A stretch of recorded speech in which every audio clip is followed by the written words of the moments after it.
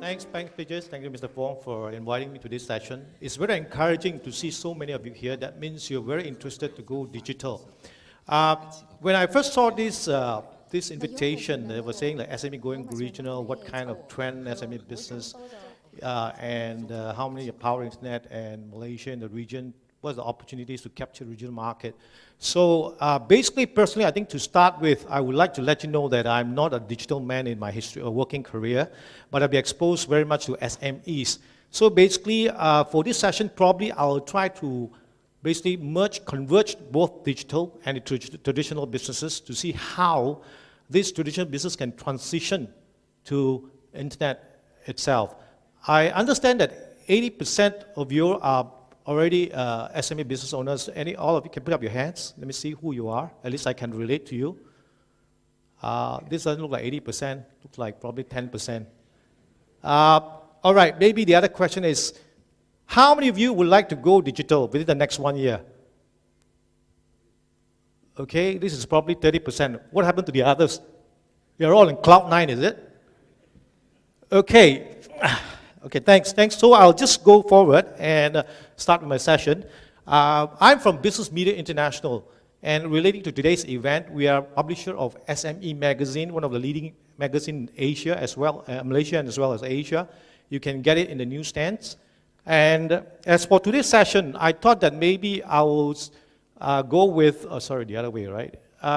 Go with basically sort of the question asked. So I thought maybe I'll run through some statistics, which I'm not a specialist in digital, but I'll run through some statistics of where we are now and where we can go from here, and how, even for ourselves as BMI, how we can help you to get there.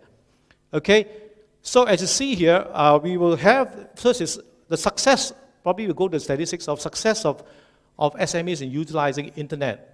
Then there is the success in capturing a regional market. And after that, I'll share the trend as well as share with you my personal experience transitioning from the traditional to internet on some of the areas that we are doing. We have online as well as traditional print. And also we run events where we use some internet-related, do some internet-related activities to reach out to our markets. So I'll start with the statistics first. Some of them could be useful to you all. Okay, these are the few sources that I took to get the data so that they help to see where we are actually now. First of all, was also through our companies. What we do, this is actually a platform, we call it SME 100 Awards, a platform for SMEs to actually use your branding for branding and visibility and to reach out to regional markets. This one we are running not in Malaysia, we are running regional itself. Okay? Then the other source of data we get, this one most of you would be familiar. If you're not, it is time that you know this organization. Actually, these are actually a government agency. They have been very supportive, coming a lot of initiatives and programs. The last I know was about 155 programs to help different areas in SMEs to help them grow their businesses, whether it's local or regional. And finally, MDEC is the other one, which is very focused on ICT itself, which the data I got from them. Okay? Now, success in utilizing internet. When this question was asked of me, I thought maybe some of the things that probably we are using now or plan to use in the internet would be, these are the few things. First would be the emails, right? I'm sure this is a common thing everybody use, including Hotmail. Then we have also advertising, a popular way. Many of us will be using already, if not, internet advertising to reach out, which is a very cost-effective way to reach out to your customers. Then there's the other part on research. Research that companies, for example, for us, we use quite a bit of the internet for research to know companies locally and regionally. And of course, e-commerce, which I think having a platform, of course, it depends on what kind of product or service you're selling and who are your customers and how the logistics and things like that to help you to actually deliver to customers. So these are the statistics that we have. Now, here we have this from MDEC, yeah? MDEC. 68% of SMEs in Malaysia do not have a website for their business. This is interesting, right? We already passed how many years? We're talking about internet almost how many years? And And this is the current situation now. 68% of SMEs in Malaysia do not have a website. Probably we'll run into that later. What are the reasons for not having it? The other thing is that 72% indicating that they would not consider having a website in the next 6 months. Probably they aren't here today. Otherwise, they're in the wrong platform, because everything we encourage you, please go into the internet, right? We're technical and get internet and to sell a business. So this is really interesting. Probably there's something that they don't understand, or there are various reasons. So what we did was, these are things that we actually found out. One thing is perhaps cost factor. Cost factor could be a perception. Because when I talk about it, because there are different ways of getting engaged on the internet. So cost factors were one of the reasons.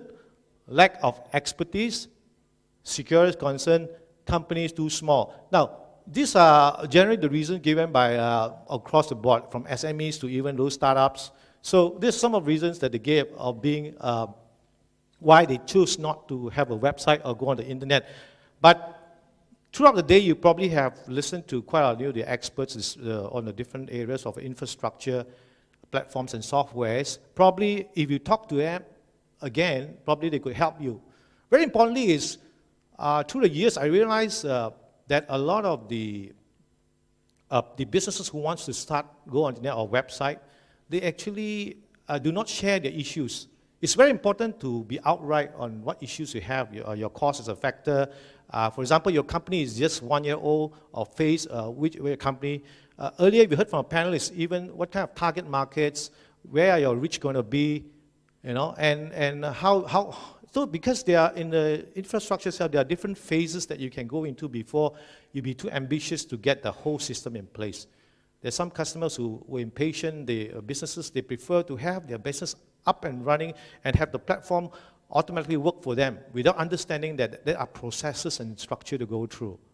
Okay? And the other thing would be the 59% owners digitally disengaged group.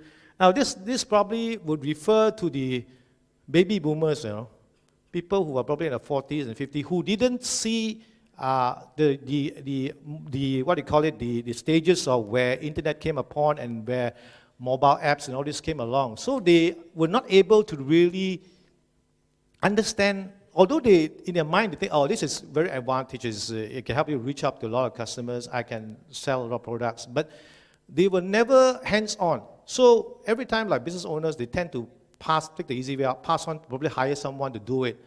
And then at the same time, they have not clarity of what they want. For example, it's always a case of what phase, some of the key questions to ask is, what phase is your customer in? Who are your target markets? So how far you want to reach out? So these are things you need to understand before to even engage. And ask a lot of questions to whoever, the vendors, this is my business, this is what I plan to do within the next 3 years. If you have a plan properly laid out, then the likeliness of you getting the right infrastructure, the right costing will be in place. Because at times, usually, vendor can just give you the whole piece of thing to you. Okay?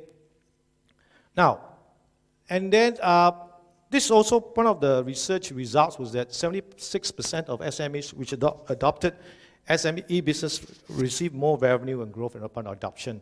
I think probably that's because you can reach out further. We have inquiries from as far as India, even US, because at times we don't even really reach, because they're not a target group, but we do get inquiries from that side. Okay? The next thing I'd like to talk a bit about on the statistics part is success in capturing regional market. I didn't have all the statistics, but I thought this would be, in a way, give you an indication, as led by earlier the statistics that I had was that 19% actually only captured the regional market.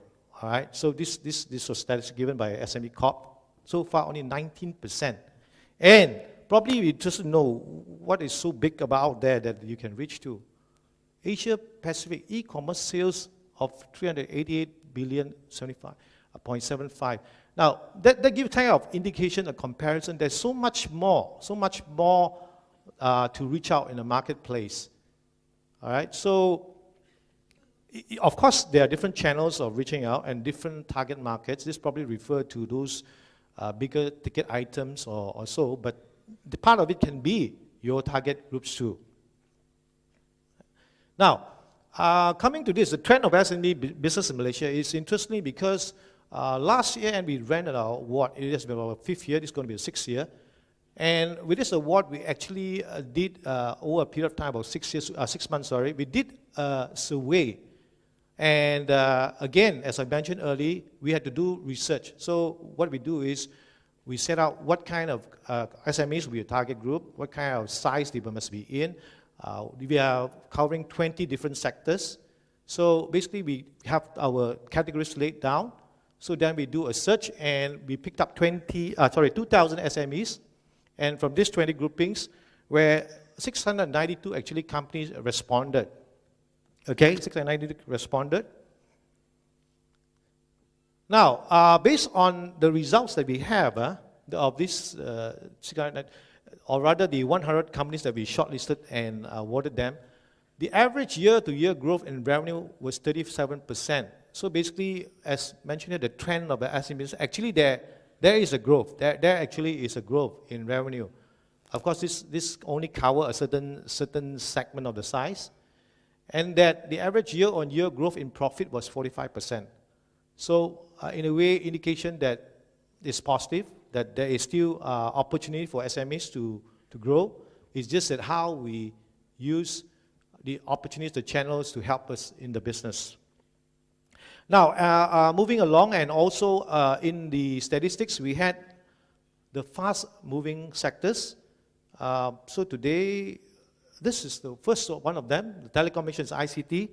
I would say that although we didn't have the reasons why so, I believe that over the last few years we saw the listing of Facebook, the upward movement of Google, all these things, that could have influenced. And we have a lot of internet people coming from overseas to Malaysia to teach other people about online internet marketing. So all this could have influenced a lot of companies, influenced a lot of businesses to actually rather go into this kind of industry. And the other one, definitely this one is very clearly, most of you would have gone into buying properties. This was one area that actually also saw it moved very rapidly. Prices of property went up very fast. So anything from construction, property development to building-related materials.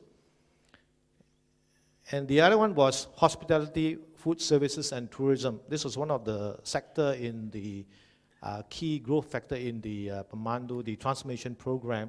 But in any event, this was one of those that actually saw some of the companies moving quite rapidly. Now, I thought this was also important to probably share with you while you carry out your businesses. These were the statistics also that we found was increased competition, cost of doing business, attracting talents, both competition locally and globally, and then retaining talents and the others, right? So these are very common issues that actually most SMEs are facing now. One interesting is the SMEs always ask about government support. So I think it's about time that we learn to see how we can synergize and work towards getting the support, working towards our own success. Okay, as again for this platform that we're talking about, the SME 100, right? We actually, how we measure them is actually we face 60% on the bottom line and the revenue. And also we cover a lot of things on export, all right? Exports and all this, as well as investment and training.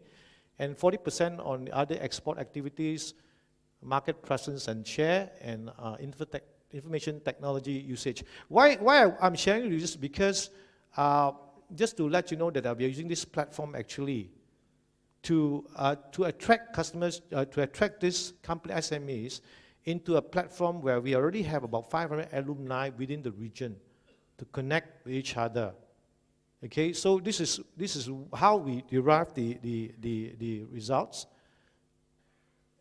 And furthermore, these are the things that when you are in this SME platform, this awards platform, you'll get the recognition Because branding and visibility is very important. As I mentioned earlier, digital alone may not be able to help you to reach out. You still need the traditional. So there is a convergence of high tech and high touch.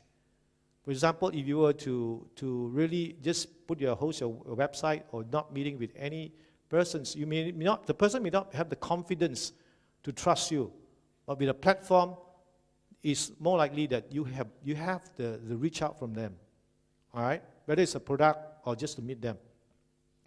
So the other would be the assistance. In fact, with the platform, we are also, other than having the alumni locally as regionally, we're helping people in the assistance to link with government agencies or as well all the other assistance that would help businesses. Mentoring, we have also those who have been in the platform, the SME 100, actually share their stories of how they grow, how they build up, and also how they use technology to help them other than the other ways to help them in their businesses. And finally, again, is also in line with what our theme was today, is about going global. Global in the sense that we are more towards regional coverage. So this is where we get connected to agencies within the region. In conclusion, and also mentioned earlier, as through the past 10 years or so experience with a lot of SMEs, business owners, some of the things that I think when we go digital, again, we need to be aware of there's a certain process, and that you need to build up a process, as you know, for example, the target market. Now, and digital is concerned, two very key things is very important is, to me, I think, is that because you are dealing offline with certain people, online with the other side, it's not a human. So your content must be very relevant to the target market. So content to me is key when you go digital. It's like you are speaking to the person. If you're able to sell online, you definitely be able to see them, get them to respond to you. The other thing is, you want success in digitally, measurement. Measure your results and improve from there. And that's where you can be able to flow along the line and move forward, knowing what you need to do and what not to do. So with that, I think I'll end with that. My time is up. Thanks very much. Hope you all have learned something from this short session with me. Thank you.